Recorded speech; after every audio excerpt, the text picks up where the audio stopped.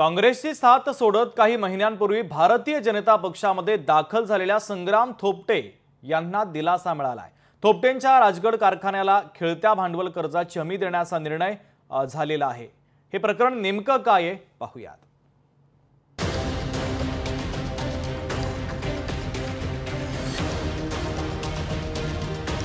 भोर विधानसभा मतदारसंघाचे 3 वेळा आमदार राहिलेले संग्राम थोपटे यांनी काँग्रेस पक्ष सोडण्याचा निर्णय घेतला आणि 22 एप्रिल भाजपात प्रवेश केला।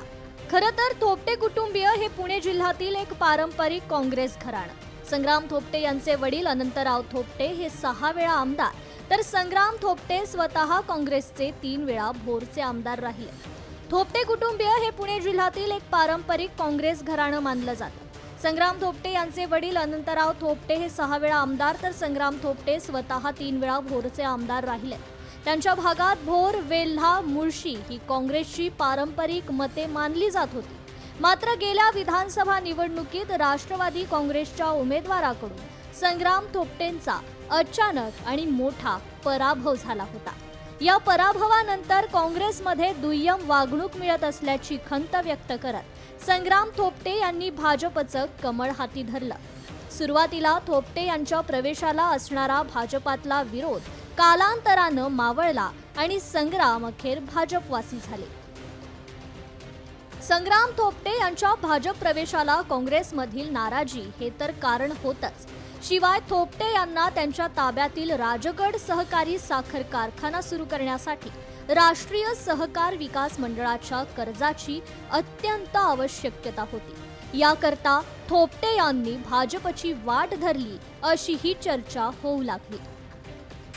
या कारखान्याला राज्य सरकारने 80 कोटींचे मार्जिन लोन मंजूर केले होते, पण लोकसभेत संग्राम थोपटे यांनी सुप्रिया सुळे यांना मदत केल्याची चर्चा रंगली। त्यामुळे सुनेत्रा पवार यांचा पराभव झाला अशी ही चर्चा झाली।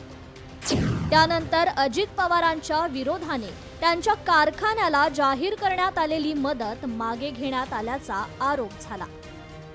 मात्र आज मंत्रिमंडळाचा निर्णय झाला आणि थोपटेंचा जीव भांड्यात पडला, कारण भाजपात प्रवेश केलेल्या संग्राम थोपटेंना मोठा दिलासा मिळालाय। भाजपात प्रवेश केलेल्या थोपटेंवर सरकारची मेहर नजर असून अनेक दिवसांपासून अडचणीत सापडलेल्या थोपटेंच्या कारखान्याला अर्थात थोपटेंच्या राजगड कारखान्याला खेळत्या भांडवल कर्जाची हमी मिळाली आहे आणि ज्या करता हे केला होता अट्टाहास असं म्हणत थोपटेंच्या पूर्ण झालेल्या मागणीची आणि थोपटेंनी याच करता भाजपात प्रवेश केला याची पुन्हा एकदा चर्चा होऊ लागली आहे।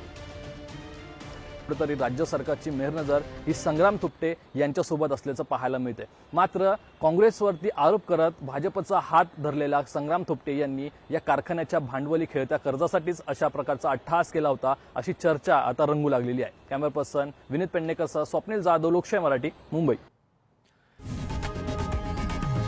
लोकशाही मराठी ऐका, पहा, जागरूक रहा।